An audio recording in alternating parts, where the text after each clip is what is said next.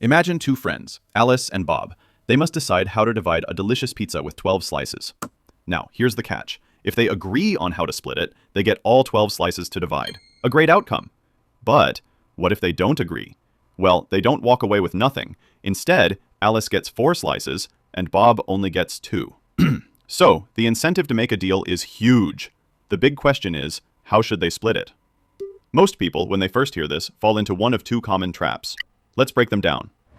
Mistake number 1 is the power argument. This is the gut reaction most people have. They think, well, Alice's fallback of 4 slices is 2 times Bob's fallback of 2 slices, so she clearly has twice the power. This leads them to a ratio of 2 to 1 in Alice's favor. And the outcome? Alice gets 8 slices and Bob gets 4. But this is completely wrong. Here's why. Your fallback options aren't negotiating with each other. You are. That's a critical distinction. Okay, so let's look at the second common mistake. Mistake 2 is what I call simple fairness. This one says, hey, let's just ignore their starting positions. There's a 12-slice pizza, 2 people. Let's just split the total pizza equally. The ratio is a simple 1-to-1 split of the total. And the outcome? Alice gets 6 and Bob gets 6. This is also dead wrong. Think about it for a second. Would Alice ever accept a deal for 6 slices when she could just walk away and get 7? Of course not. She'd be better off if the deal failed. And that's the point. A rule that fails a simple logic test is a useless rule. So, what is the right way? The right way is to focus on what you create together. This is the secret. To get there, we need to talk about the most important number in any negotiation. Your fallback option has a formal name. It's called your BATNA. That stands for the best alternative to a negotiated agreement. So, in our example, Alice's BATNA is 4 slices. Bob's BATNA is 2 slices. Now here's the key question. What are we really negotiating over? Without a deal, they have a combined total of 4 plus 2, which equals 6 slices. The deal creates a total of 12 slices. So that extra value, 12 minus 6 equals 6 slices, that is the negotiation pie. There's even a universal formula for it. The pie equals the total value with a deal minus your BATNA plus their BATNA. So, how should they split this 6-slice pie? Is Alice more important than Bob to get these 6 slices? No. Is Bob more important than Alice? Of course not. Here's the thing. If either one of them walks away, the pie vanishes. It goes to 0. This means they are equally essential to its creation. And since they have equal power in creating the pie, they must split it equally. It's the only logical conclusion. This gives us our final, powerful algorithm. Your outcome equals your BATNA plus half of the pie. So let's apply it. We know the pie is 6 slices. For Alice, her outcome is her BATNA of 4 plus half of 6, so 4 plus 3, which equals 7 slices. And for Bob, his outcome is his BATNA of 2 plus half of 6, so 2 plus 3, which is 5 slices. Let's look at the complete logic here in this table. It's so simple and elegant. You start with your BATNA, which is your baseline. For Alice, that's 4 slices. For Bob, it's 2. Then you identify the pie to split, which is 6 slices. You each get your 50% share of that pie, which is 3 slices each. So, your final fair outcome is your baseline plus your share. For Alice, that's 4 plus 3, which is 7. And for Bob, 2 plus 3, which is 5. And that is the only logical and fair solution. Okay, so the pizza example is nice. It's clean, it's simple, but you're probably thinking, does this actually work in the real world? Yes. In fact, it works best in the real world. Let's apply this exact same logic to a messy, high-stakes problem. A domain squatter. Holding your business hostage. Okay, here's a real-world problem. Negotiating with a troll. A domain squatter bought your new company's domain name and sent you this email. Sorry for the inconvenience. We can transfer this domain to you for $2,500. Now your first instinct? Get angry, then haggle. But that's just guessing. That's art. We're going to use science. So this domain squatter wants $2,500. Let's run the algorithm. Here is the exact process you will use to dismantle this negotiation. Okay, problem. The domain squatter and their $2,500 demand. What is the principled, fair offer? Step 1. Identify your BATNA, your best alternative to a negotiated agreement. A little research shows a formal ICANN dispute costs a flat fee of $1,300. And because they're a squatter, you are guaranteed to win. So your BATNA is clear. Pay ICANN $1,300. Step 2. Identify their BATNA. What happens to the squatter if you walk away? They lose the domain via the ICANN dispute. They get $0. Nothing. Okay, let's recap. Your BATNA is a cost of $1,300. Their BATNA is 0. Step 3. Identify the total value with a deal. What value is created if you make a deal? The value is the money saved by avoiding ICANN. That $1,300 fee is never paid. It stays on the table. Step 4. Calculating the tie. The formula is always the same. The pie equals the total value with a deal minus the sum of your BATNA and their BATNA. So the total value with a deal is 0. No money leaves the system. Your BATNA is a negative 1,300. Their BATNA is 0. So the pie equals 0 minus negative 1,300 plus 0. The pie is $1,300. All right, the final calculation. We know your BATNA is minus 1,300. Their BATNA is 0, and the pie is $1,300. Step 5, split the pie. You are both equally essential to creating that $1,300, so you split it 50-50. You get $650 as savings, you pay $650, which is $650 better than your BATNA, and they get $650 as payment, which is $150 better than their BATNA. Now you negotiate from a position of absolute strength. You can write back and say, your demand of $2,500 is arbitrary. The reality is that if we don't make a deal, I will pay $1,300 to ICANN and you will get nothing. A deal saves us that $1,300. Let's split that savings. My offer is $650. Your principled stand is infinitely more powerful than their Belizeless anchor. From trolls to titans. Now you might be thinking, this only works for small numbers, right? Wrong. Let's scale this up. 15,000x. The Titan merger. Titan Corp, worth $60 billion, and Atlas Inc., worth $40 billion, are discussing a merger. By combining, they can create $20 million in verified annual savings. This is the negotiation pie. So the pie is $20 million in new savings. Now the flawed approach would be to say, well, Titan is bigger, 60% of the value, so it deserves 60% of the savings. Wrong. That's the same mistake. The principled approach recognizes that the $20 million cannot be created without Titan, and it cannot be created without Atlas. They are equally essential. The outcome? Titan gets 10 million and Atlas gets 10 million. A 50-50 split. The numbers get bigger, the stakes get higher, but the logic is identical. Your job in any negotiation is to find the real pie and get your half. You have the algorithm. You know how to find the pie. But the other person hasn't. They're still playing the old, chaotic game of negotiation. They will use dirty tricks and emotional pressure to take your share of the pie. This chapter is your defense, Mal. And here's the thing. These tactics only work if you let them. So here's the game plan. We will cover the 4 most common dirty tricks negotiators use, and I will give you the exact words to say to dismantle them. Remember, your defense is always the same. Ignore their noise and pull the conversation back to the pie. Tactic 1. The aggressive anchor. Let's set the scene. You're selling a car with a fair market value of around $10,000. A buyer makes an extreme first offer. They look you in the eye and say, I'll give you $2,000 for it. What's their goal? It's to shock you. So their next offer of $5,000 feels generous. Here is what you do. Do not counter. Reframe. If you counter, you legitimize their anchor.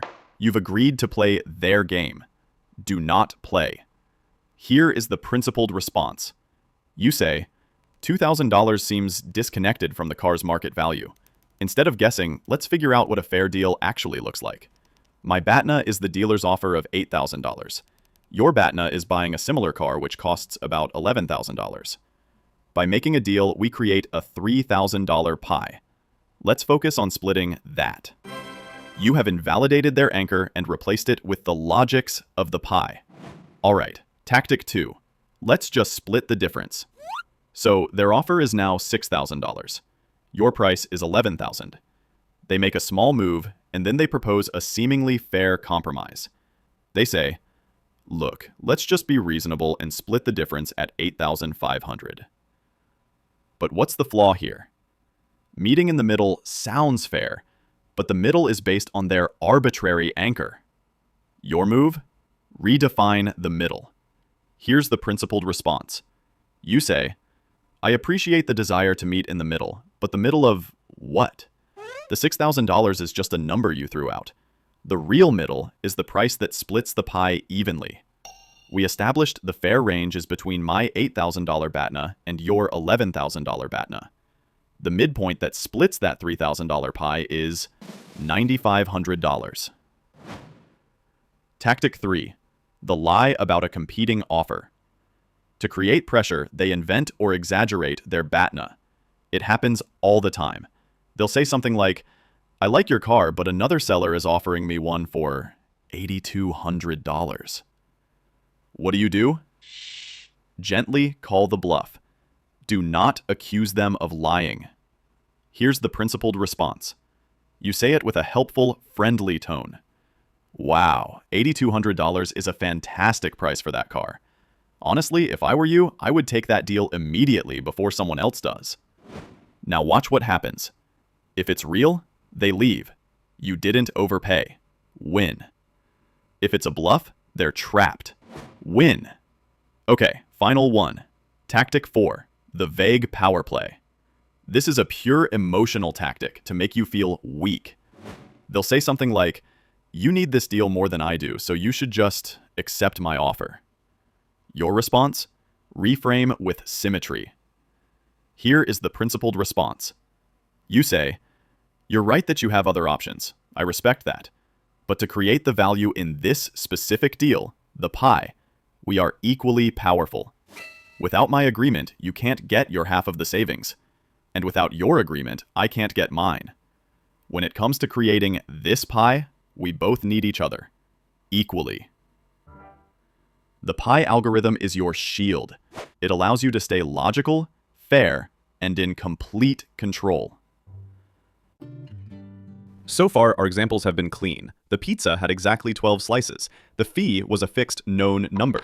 But you're probably thinking, my negotiations are messy. What happens when you can't even agree on the size of the pie? This is where most deals die. When two people have fundamentally different views of the future, they get stuck. Let's look at a new problem.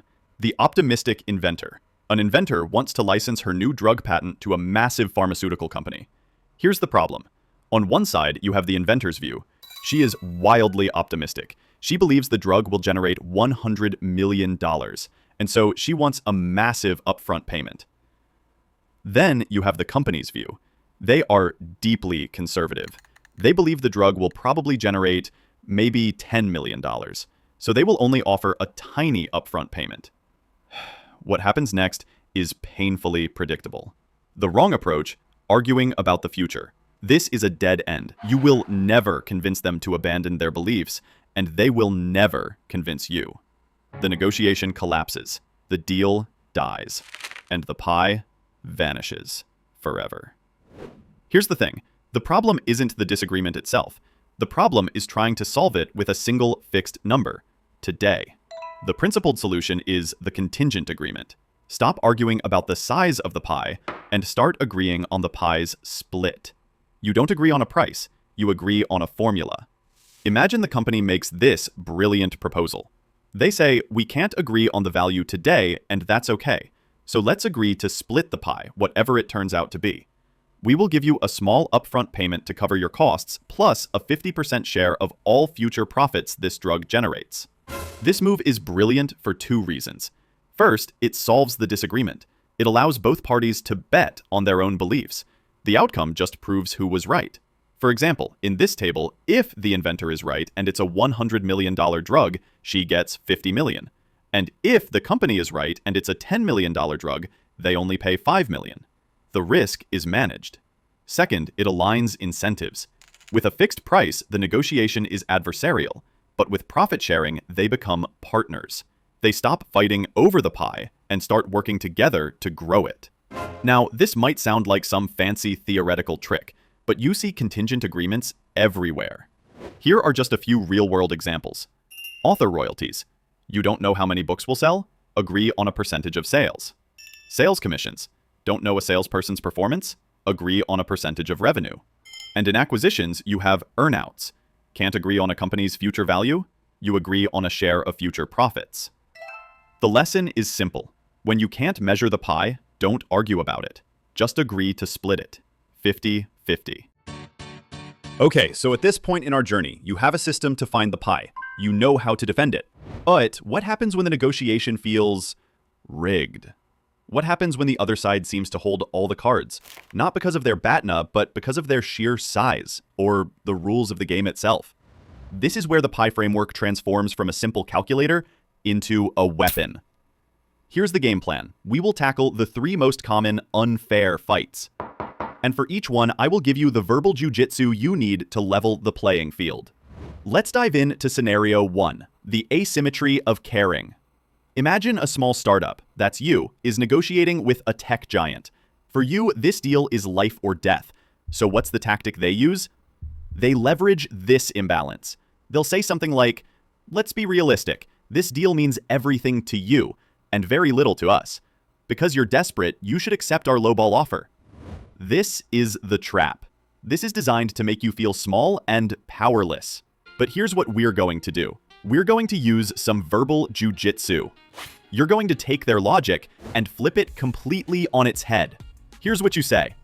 You're right, this is a huge opportunity for us. But let's look at it from the other side.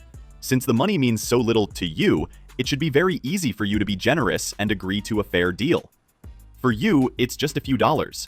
For us, it's everything. Remember the core pie logic. Desperation does not change the math. Both parties are equally necessary to create the pie. That fact is the great equalizer. Okay, scenario 2, the asymmetry of rules.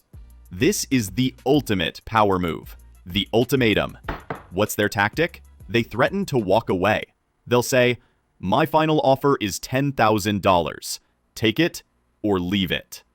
But here's the secret. An arbitrary ultimatum is actually incredibly weak. It's a number based on ego, not on logic. So you will counter their weak, arbitrary ultimatum with a principled ultimatum. Here is your response. You look them in the eye and say, I understand your position. I've calculated the total value we can create together, and a fair 50-50 split gives us each a gain of $15,000. I'm prepared to do a deal that reflects that principle, but I am not willing to accept an unfair one. A fair deal is as far as I will go. You have just seized the moral high ground. Your ultimatum isn't a threat, it's a stand for fairness. Finally, scenario 3, the asymmetry of structure. You're asked to bid on a project, but you get this nagging feeling. A voice in your head asking, am I just being used as a pawn to drive down their preferred vendor's price? Here's the problem. Your participation creates value for them, but you are positioned to get none of it. You're giving them leverage for free. So what's the principled solution? You make them get paid to play. Here's what you say. We're very interested in submitting a competitive bid. To invest the significant resources to do this properly, we just need a sign of your commitment. For example, can we agree that if our bid is the lowest, we are guaranteed the contract? Or could you give us exclusive access to your engineering team for 2 days? This move brilliantly tests their sincerity, because now there are only 2 paths forward. If they refuse, you have your answer. You were a pawn. You walk away, having saved yourself weeks of wasted effort. But if they agree, you've just leveled the playing field and ensured your hard work will actually be rewarded. We've covered everything, from the core logic to defending against dirty tricks to navigating the most unbalanced power dynamics. And now, it's time to put it all together. You now have a logical, repeatable algorithm. A science. This is your 4-step algorithm for every negotiation from now on. First up, step 1. Define your inputs. You start by finding 3 objective numbers, No guessing. First, the total value created with a deal. That's VDeal. Second, your walkaway plan. BATNAU. And third, their walkaway plan. BATNA. Them. Next, step 2, calculate the pie. This is the most critical step. You isolate the value that only exists through cooperation. Look at this formula. The pie equals VDeal minus the sum of BATNA U and BATNA them. Step 3, apply the principle of division. The pie is split 50-50, always. Why? Because of symmetric power. Think about it. If either of you walk away, the pie vanishes. You are both equally essential. And finally, step 4, determine the final outcome. Each of you gets your baseline value back, plus your fair share of the value you created together. So, your outcome is your BATNA plus the pie divided by 2. And their outcome is their BATNA plus the pie divided by 2. It's perfectly fair. It is your system for analyzing any negotiation and arriving at a principled, defensible position. No more guessing, no more stress. Your task is simple. Identify the pie, split it.